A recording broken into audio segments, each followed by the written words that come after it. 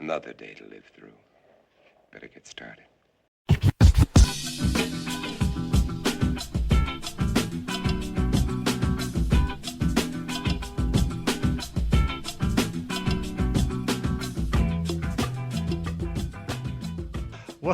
Welcome to the first of our Horror Mayhem episodes. Somehow, through some kind of weird time travel, because we're filming later in the week, we can now do 5 episodes as opposed to the 4 we were going to do. What I was planning to do next week, we'll do next month. Don't worry. Watch out, you're going to disappear in a cloud of logic. That's right. If you're waiting on the SOB reviews, I'll get to that next month. Wait a month.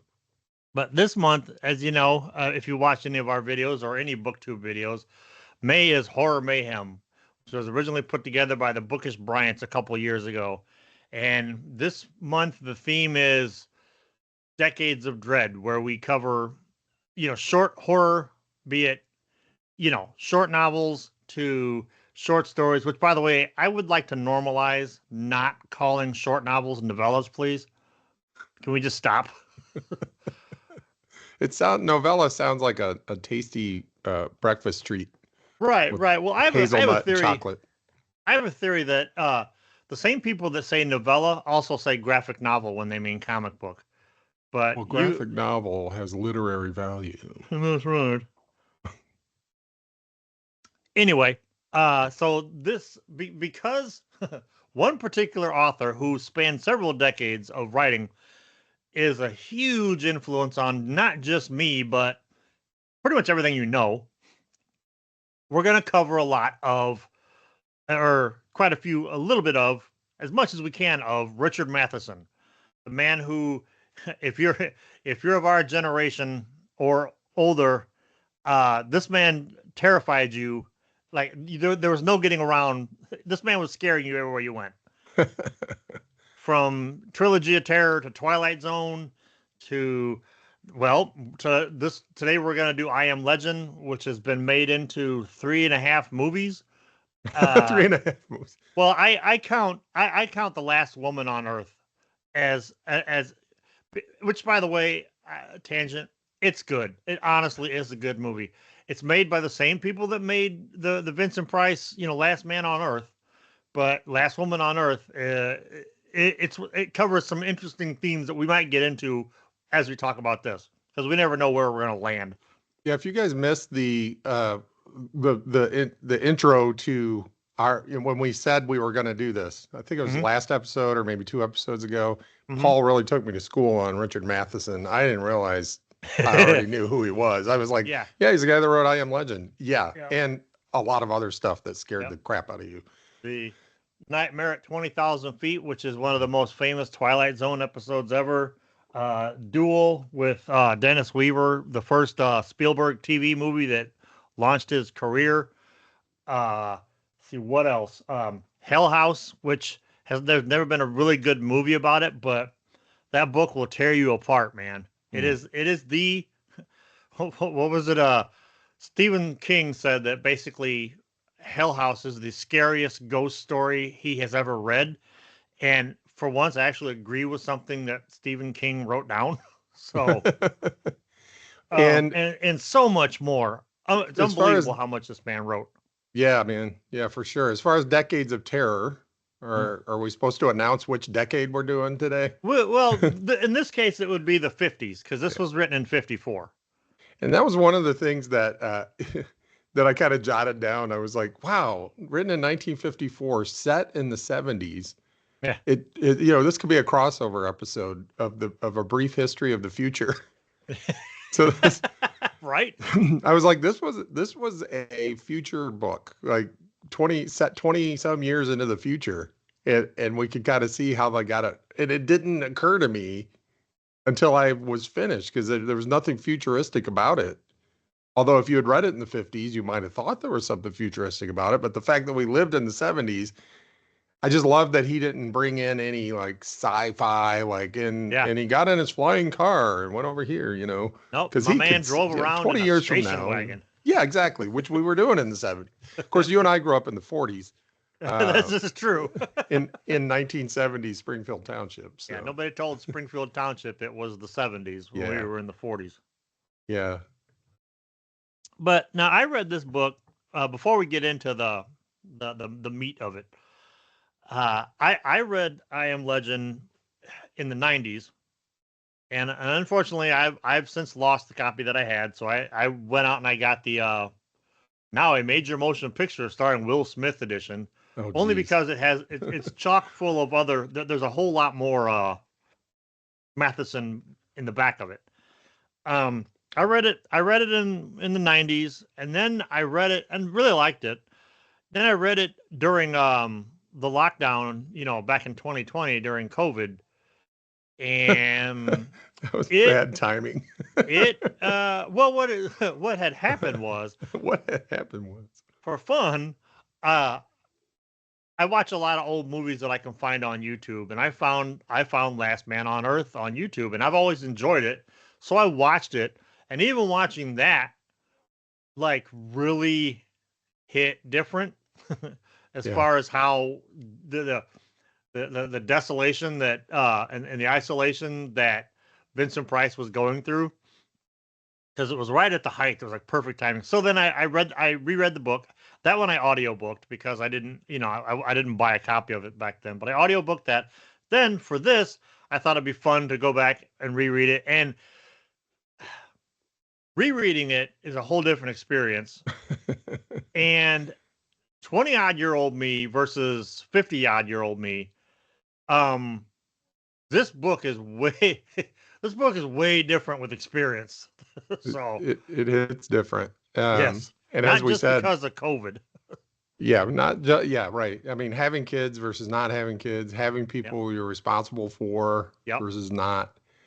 Yeah, totally hits different. And watching The Last Man on Earth post 2020 is sort of like watching The Siege post 9/11. It's like, wow, all the stuff they warned us about is actually accurate. Do you want to regale everybody with the the plot to I Am Legend? Here lie spoilers. I have to correct one thing that I said, that not correct, but answer my own question from our Horror Mayhem episode. I can now answer my question of, are vampires zombies? The answer is no. Right. And the source of my confusion, I think, was, when I read a book and then see the movie, I get the movie and the book confused. If you saw our 2001 Space Odyssey episode, you know that already about me. Yeah. And I was confusing the book and the movie, and now that I've reread the book, like in the Will Smith I Am Legend movie, they're pretty much zombies. And they make the whole point zombies were the thing at that point. Yeah, zombies were a big deal. And they make part of the point of that movie to be like, oh, but these zombies might have some intelligence and emotion. It's like, okay, no. Make your own movie. That would have been an okay movie. Would have been entertaining. You didn't have to call it I Am Legend. No. His name didn't have to be Robert Neville. Men in Black, I don't know if that was based on a book. Maybe it was. It was based on a comic series. I mean, that was based on a graphic novel. Oh, yes. Sorry, my bad. Because it was the name. 90s. But so anyway. It was a graphic novel. All right. Down off my soapbox. Okay. So here lie spoilers. Robert Neville and his friend Ben Cortman work at some lab or other, and they're kind of like, they're supporting manufacturing of some sort. But whatever, there's some sort of plague. And the plague seems to make people, well, we'll just shortcut this, turns them into what we think of as vampires. Right? So so it sort of starts out, and it's cool because it does some time shifting. I love the time shifts. It starts out a few months after, pretty much society collapses. And as far as he can tell, he's the only one who's not turned into a vampire. His wife's dead, his kid's dead. And he's just trying to figure out, well, first of all, he fortifies his home against vampires because at night they come out and they want to get into his home. He can't figure out why they don't just burn his house down. Which, I'd be careful if I might wonder that out loud. I'd be careful not to. Especially when you're by yourself, you tend to talk to yourself Yeah. And there'd be a vampire like creeping by your window. It's like, oh, that's a good idea. Yeah, that's a good idea. Like, because all vampires instantly are from Transylvania. Yes, yes. So while he's trying to figure out what's going on, he's also trying to protect himself. And he's trying to do this, like, going further and further radius from his home. And during the day, he goes out, finds where they're hiding, finds where they're sleeping, because he realizes they sleep during the day, come out at night, and he kills them, right? Mhm. By driving a wooden stake through their heart, just like the legend says. And one he's would. got garlic and mirrors and crosses all hanging around outside of his house because, you know, that, as we all know, those deter vampires, right? They deter vampires, not zombies, but vampires. Not zombies, but yeah, a zombie going, mirror, brains. All right, so he goes out during the day, sneak. He doesn't have to sneak because they're all in a coma. They're not asleep. They're like in a coma. Yeah, they're like your dad asleep. Yes. So he goes in, he kills him, burns him, whatever, because he's trying to, you know, he's basically thinking, well, if I'm the only one left, I got to kill all of them to save myself. Maybe someday I'll meet another. But then he notices there's a difference. Like some of the vampires are, when he kills them, they instantly decompose, and other ones. So there are some that are clearly undead, right? Yeah. They've died and come back. And there are other ones that never died. They just got sick, but they turned into vampires anyway. Yeah. Sort of like some zombie movies, right? Yeah. So he did notice this difference and he puzzles over it. He's like, but he just goes on, right? Maybe someday they could be cured, but in the meantime, I got to kill them. I did want to bring up something. This book is hugely influential on Night of the Living Dead, which, by the way, redefined what a zombie was. Right. Because up until that point, it was like voodoo zombies and hypnosis zombies, and they weren't even originally called zombies. I don't even think the word zombie appears in the movie, but like they call them ghouls and flesh eaters and stuff like that. But the idea that this vampire book, this vampire post-apocalyptic vampire book, inspired the post-apocalyptic zombie genre. Yeah, it's interesting because Romero just kind of took it. I don't want to say dude created a whole genre. So Yeah, the word it was just, a group effort, but yes, he definitely the word just should not appear in this sentence, right? Yes. But he took I Am Legend and said, the reason I say they're not zombies is they have intelligence and they have agency. Zombies, the word coming from the voodoo zombies is like when a person doesn't have agency, right? They just, they're an automaton. They just They do. have no will. Yes. They have no will. Exactly. And so he took the vampires who do have will, not Smith, but will, and took away their will. And it's kind of similar stuff, right? I'm the only one, you know, very few people left, and I got to fend off these things. So then we ended part 2, and it sort of starts the flashback stuff. A few interesting things about the flashback is it gets into his relationship with his friend Ben Cortman, who we've already met in part 1. Ben Cortman is outside as a vampire going, come out, Neville, come out of the house. He's a vampire now. Yeah, the vampire Oliver Hardy. Yes. This is what made it a horror book for me. Okay. Most horror books don't really scare me. It's just like interesting. And I'm like, you know, the only things that kind of scare me are supernatural stuff and this, whatever this is his wife died.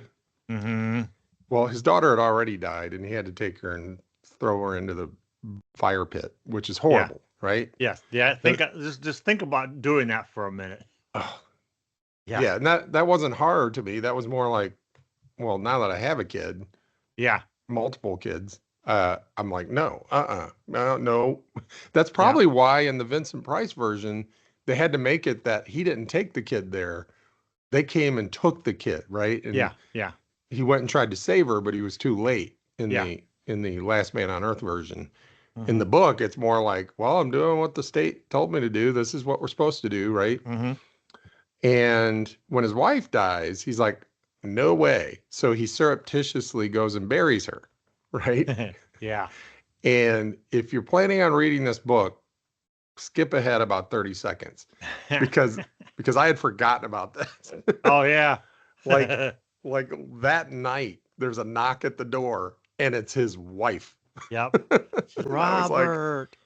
whoo. Yep. So we don't find out until later he actually took her in and tried to figure out what's going on and tried to cure her. He eventually gets a microscope and he's got some scientific training, but dude goes to the library. I love this part because I'm like, oh man, this would be kind of cool. He's like, hey, I need to learn more about how this works. And he just goes to the library and like hauls 8. He's like, well, I could get more books, but this is enough for now. But I'll read these and I'll come back to the library, right? What I love is this book is so astute about the human condition because Neville pretty much goes off and it's a book about isolationism and alcoholism and a whole bunch of other isms. Yeah, dude can drink.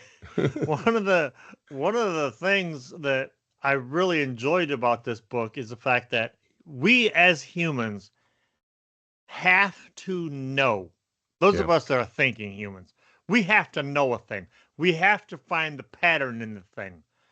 And he spends a good chunk of his life after, in this part of his life, trying to classify, trying to figure out, like, for instance, why if I inject the body with garlic juice, nothing happens, but if it smells and he comes up with all these rationales about how all this works, and it's just in our brain to do it, not realizing they're just vampires.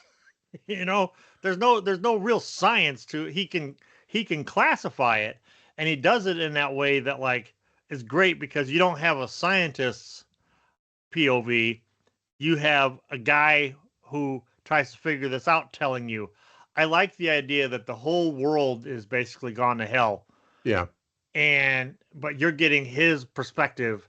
So you don't, some people have criticized, crazy people have criticized that there's themes in this book that were just presented and then they moved on. Because it's him. It's not some giant world building, 800-page book. It's just this guy's experience. Yeah. Every good story has a central conflict, right? Mm-hmm.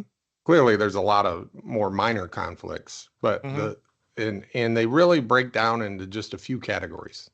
Mark from Return of the Son of the Show and Ernest, The Importance of Being Earnest, shameless plug, shameless cross plug, probably knows them already. He's probably screaming them at the screen, right? Oh, I guarantee when we watch this Saturday, he'll tell me what they are. It's man against man against nature, and man against himself. This is 100. Like at first blush, people will go, "Oh, this one's clearly man against man," except they're vampires. No, it's man against nature because it's a plague. And I'm like, 100% man against himself. Yes. This is the conflict is Robert Neville versus Robert Neville. Okay, so he's trying to figure out what's causing it, and he classifies things, right? He's like, okay, and he figures out that it's a bacteria, and he figures out that, and he's like, oh, if it's a bacteria, it can be cured, right? But the vaccine won't work if you're already sick. I know that and I think in the 50s, they probably hadn't progressed to the point with virus research that it's hard to cure a virus, and we've sort of started to discover ways to do that. But back then, it's just like, okay, it's a bacteria. Garlic seems to do something, and he injects garlic into the blood of a vampire to see what happens. That's probably for me. And you can't even count it as a con to this book, is it dates itself.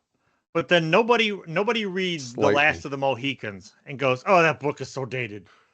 The only thing about that is you have to kind of know, like, it only dates itself if you are a infectious disease researcher, right? Right. You go, oh, by the 70s, we'd figured this thing out. Well, he didn't know that in the 50s, right? All right, we appreciate all of our commenters and all of our viewers, but this one goes out to Nick at the Book Graveyard. This is an exciting book. but I'm up to the challenge of making it seem boring. we, we could go into the taxonomy of various types of vampires that he categorizes. We could even go into the how he figures out why a mirror works, why a cross works.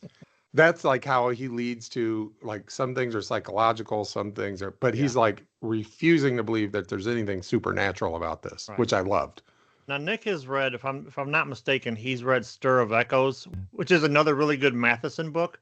So I would be surprised if he hasn't read this yet. Oh, while he's trying to figure out the thing, he drinks less, he smokes less. Yeah.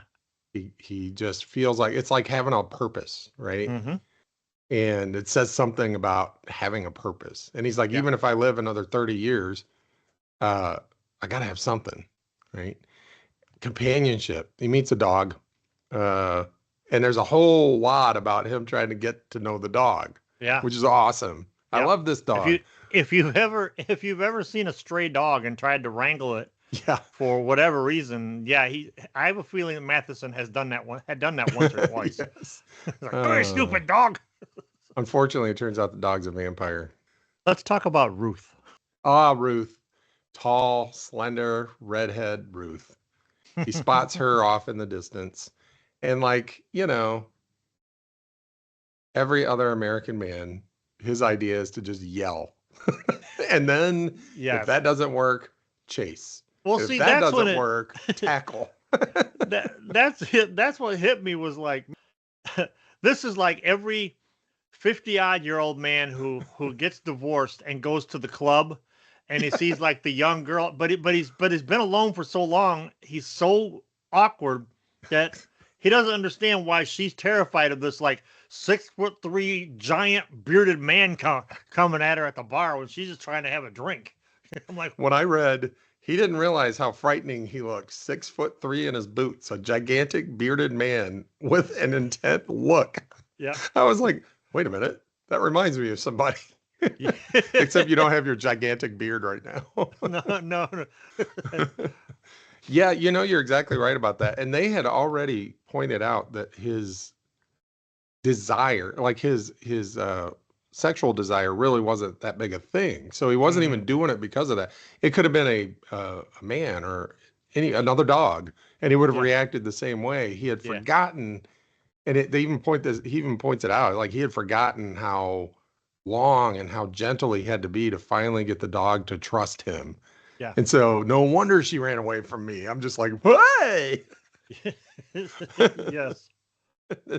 And so he brings her back because he's like, oh man, another human being. And he's talking to her and she's like, she's picking up on something. She's like, you don't really trust me, do you? And he's like, well, I know that there are some. She's like, I was out during the daytime. And he's like, and she's got a tan. So let me shove some garlic in her face. And that was the other thing that cracked me up, is he's just like, garlic. Why'd you rear back? Well, because it's garlic. She just shoved a plate of garlic in my face, man. Yes. Then she went and puked. And it's like, so that tells you like he just, his logic circuits were starting to misfire or something, because you shove a plate of garlic in my face. Hopefully you don't have the steak ready to go. It's like, yeah, garlic steak. Yeah. One of the things that kind of took me out just a little bit, but I think it was on purpose to kind of show that Neville was like pretty much at the end of his rope at this point. Yeah. Was when Ruth was like, well, why are you immune? Well, I suspect it's because I was bit by a vampire bat that had been bitten by a vampire previously. I'm like, I'm reading that going, dude, you have lost your mind. All right, so Ruth is there. She's in his house, and he's like, just let me check your blood. And I get it. She has good explanations for everything that doesn't seem right. In his head, he's still like, I don't know.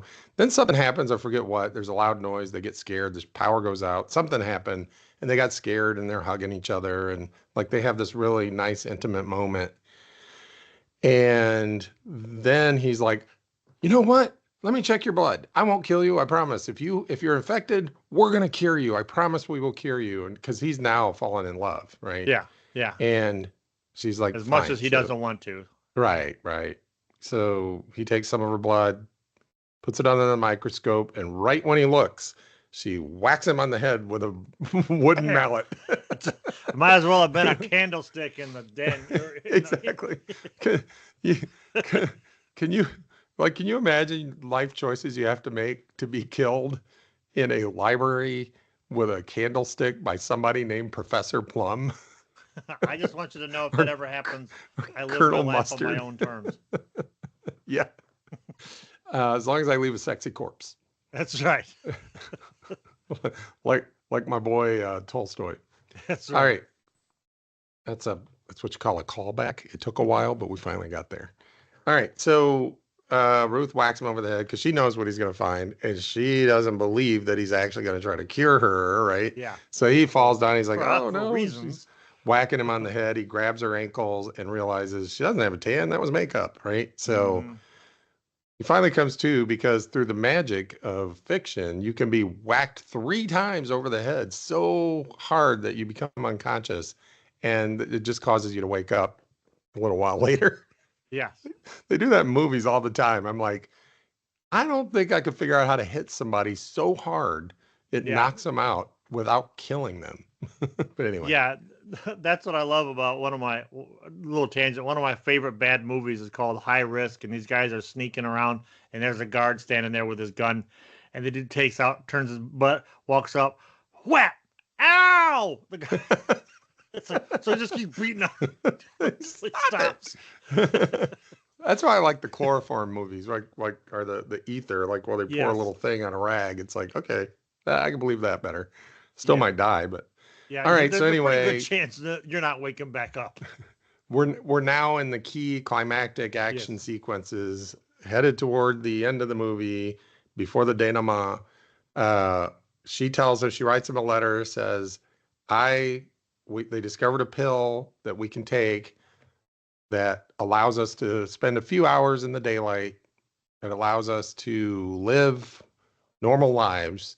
And there's a whole bunch of us out there rebuilding society, right? We're still vampires. We're still not who we were before, but we're people now, and just a different kind of people.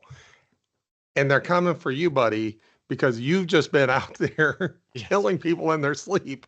Killing people in their sleep, mowing them down with your car. Just Right, man. So so they're none too happy with what you've been doing. We're trying to build a society here. It's like George, we're trying to build a society here. You're just running around killing us in our sleep. and Ruth is like, please, just head for the mountains. Head for the mountains. Get out. So he decides not to run. And of course they come and bust down his doors and like modern day ICE. Yeah, it's a great action sequence. It's a wonderful action sequence. For a book that's like 78% like narration and stuff like that and dialogue. When it comes time for action, he nails it. Because you don't yet quite know who these new people are, and it turns out, we find out that the comparisons to today are not that far off, because the people that come and get him, first of all, the orders were to take him alive and unharmed, but he got his pistol out and started blasting. Yeah. He's like, so anyway, I started blasting. Yeah. So they shot him, and he doesn't die. But then we figure out, because then he meets, Ruth comes into he's in jail in the infirmary, and Ruth comes in and explains to him everything that's going on. It turns out this was a hit squad.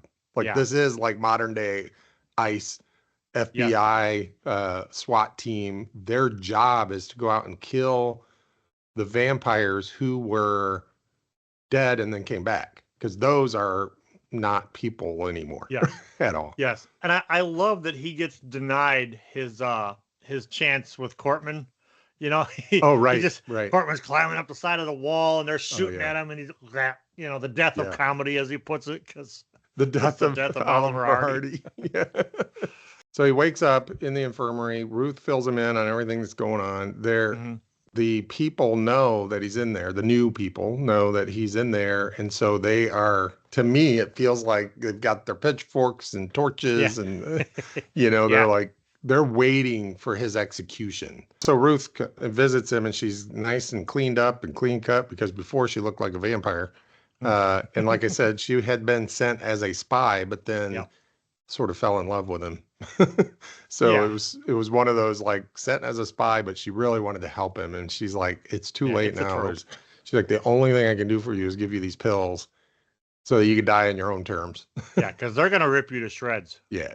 Because you killed their loved ones, their kids, their wives, their husbands, their, mothers, fathers. So yeah, they're gonna dogs. It's gonna hurt. So yeah, that's where you get those last two paragraphs where he realizes he is the legend because they won't get that satisfaction, right? That closure of being the ones that kill him. He's going to kill himself and thereby elevate his memory through all time. He's now the legend. So on a scale of 4 and 3 and 2 and 1, how would you rate Matheson's I Am Legend? 4. I'd go higher, but I'm trying to avoid going higher these days because I think I messed up by going higher before because it's kind of jokey to go higher. Yes. But then I'm realizing, well, you could always go to 1 million, 1 billion, a Google, So I guess I'll just do, if I got nothing bad to say about it at all, I'll go with a 4. Yeah, it's a solid 4 for me. I think Hell House is probably my favorite book he's ever written. Mm-hmm. But I Am Legend was the gateway for me. And yeah, I give it a solid 4. Well, while we're on the subject of highly influential short fiction, it's shameless plug time. If you're looking for something to read this month, you can usually get this from Lulu in about 2 weeks. This is my illustrated version of H.P. Lovecraft's At the Mountains of Madness, a novella, if you will. It's not quite a graphic novel. No, it's all right. It's all of Lovecraft's wordage, and I do like an illustration for each chapter, like the cool books you used to read when you were a kid. The reason why I did this was because I couldn't find one, so I did it for myself. And if you want a copy, I'll put a link down below where you can get it. But next week, I'm going to introduce Steve to the John W. Campbell's short story, Who Goes There? Who Goes There, of course, being turned into The Thing from Another World. And then in the 80s, it became John Carpenter's The Thing. It's another story that has never been truly adapted, but both adaptions are fantastic. So yeah, next week, John W. Campbell's Who Goes There? All right, well, that'll close the cover on this episode. I'm Paul. I'm Steve. And the next time you're looking for something to read, check your shelf.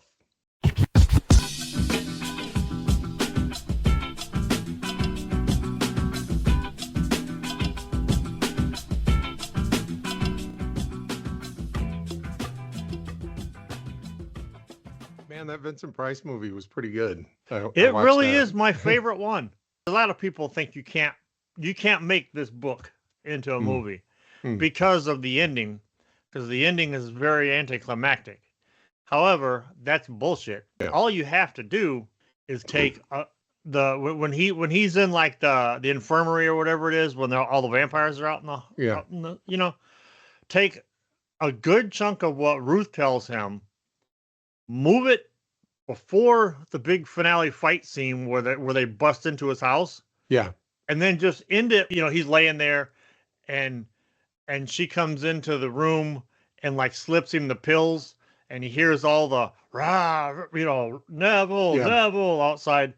And he takes the pills, lets out a Vincent Price laugh, and he's like, now I am legend.